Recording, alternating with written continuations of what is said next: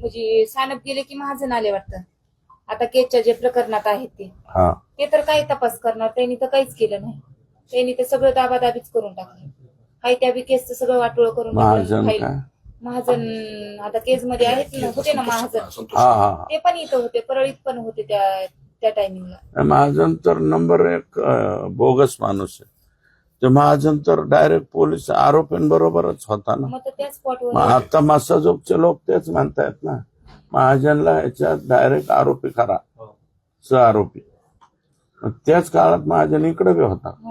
Sanap sir गेले की ते आले. सानप बिचारा चांगला माणूस होता. मला म्हणले 28 ला आरोपी अटक करतो आणि 31 तारखेला म्हणले की एलसीबी ला गुन्हा वर्ग करा. का म्हणले ती कळाल नाही. मग लगेच मी काय केलं, मला डाऊट आला म्हणून मी पिटिशन औरंगाबादला दाखल केलं जाऊन कोर्टामध्ये.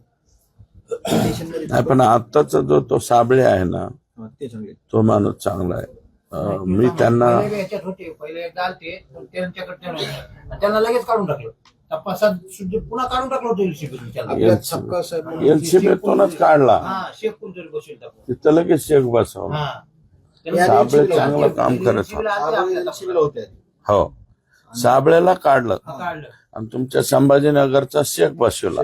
सचिन सानप एलसीबीला गेला. हो, सचिन सानपच चालवत होते एलसीबी. सचिन सानप साहेब संभाजीनगरला आपल्या केसमध्ये सिटीला काय संबंध याचा तपासात यायला? संभाजीनगरचा पोलीसवाला आपल्या केसमध्ये सिटीमध्ये तपास करायला येतो.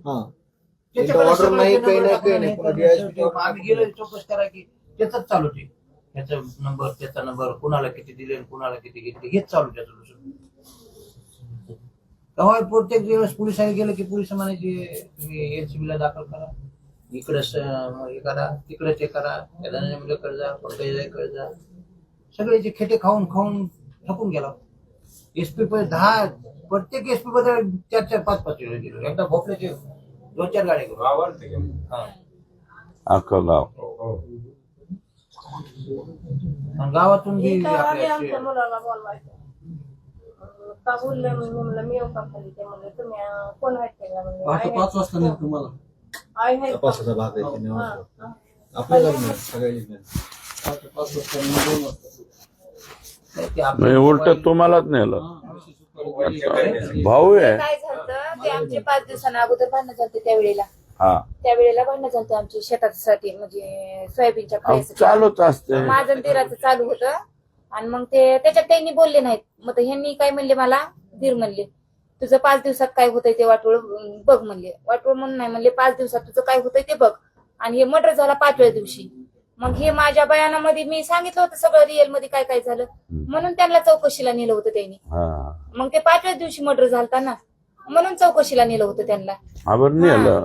नंतर त्यांच्या लक्षात बोलायला घरोघरी मातीचे चोली आहेत का, बोलता बोलता माणूस बोलत राग व्हायचा काय. तर मी म्हणलं ना, मला त्यांनी वसकले. मग त्यांच्या भावाला असा उलटा शब्दच बोलला नाही की माझ्या बायकोला का बोलतोस म्हणून. त्यांनी मला वसकले. चल बस म्हणले गाडीत, चल शेतात जायचंय म्हणले, उगच का नादाला लागायचीस म्हणले. हे दोघं बोलायले नवरा बायको, तरी पण त्यांनी एक शब्द फिरून सध्या म्हणले नाही की का माझ्या बायकोला बोलतात. इतका त्यांचा स्वभाव शांत होता. भांडण म्हणजे असं नकोच वाटत होतं.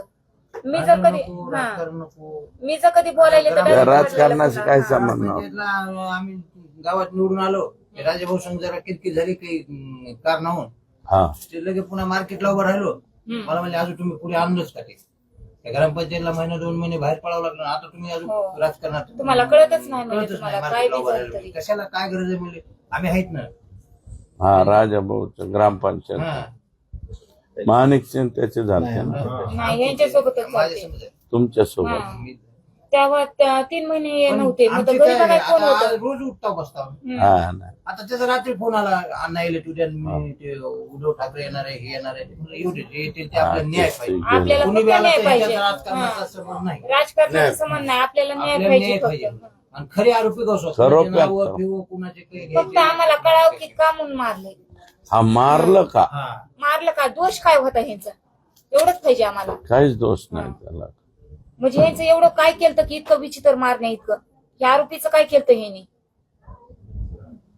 त्यांच्या घरात शिरले होते का, त्यांच्या लेकरा बाळाला त्रास दिला का, राजाभाऊ मुंबईला मला फोन केला त्यांनी.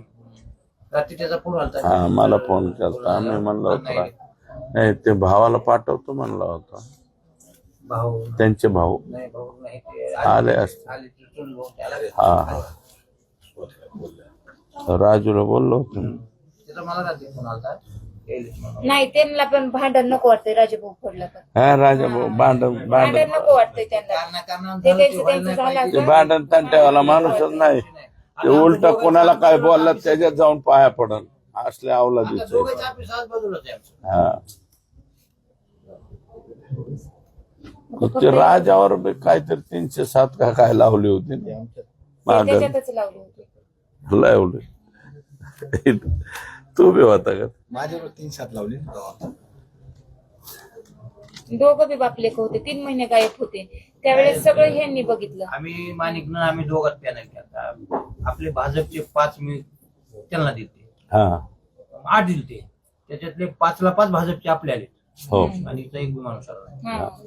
पण पुन्हा नंतर हे मार्केटला याच वाल्मिकनं सांगितलं आता माणिक नाही दादाला घ्यायचं. मी नको म्हणलं होतं, परिवेश नव्हता काही नव्हता. आणि मी धनंजय मुंडेला डायरेक्ट सांगितलं होतं, माझ्या ऑफिसमध्ये फोन लावून दिला माणिकनं. मी सांगितलं ग्रामपंचायतला मी उभा राहणार नाही, आणि जर नाही उभा राहिलो ते पुन्हा मागून फोन आला उभाच राहावा.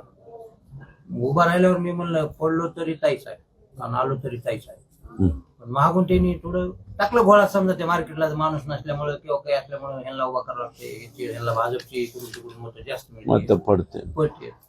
त्यामुळे सगळ्यात म्हणजे जास्त हे राजकारणी होते, ह्यांचं काय हे राजकारणी होते, ह्यांचं काही आधी टेन्शन नाही. ग्रामपंचायतला माझा नवरा काय होता, माझ्या नवऱ्याला का मारलं हेच मला जाणून घ्यायचंय ना.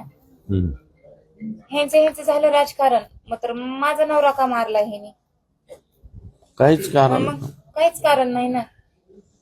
आता साहेब मी त्या दिवशी खूप बोललो, बरं केलं म्हणलं या जवळ बोलून माणसं मारले आमचे.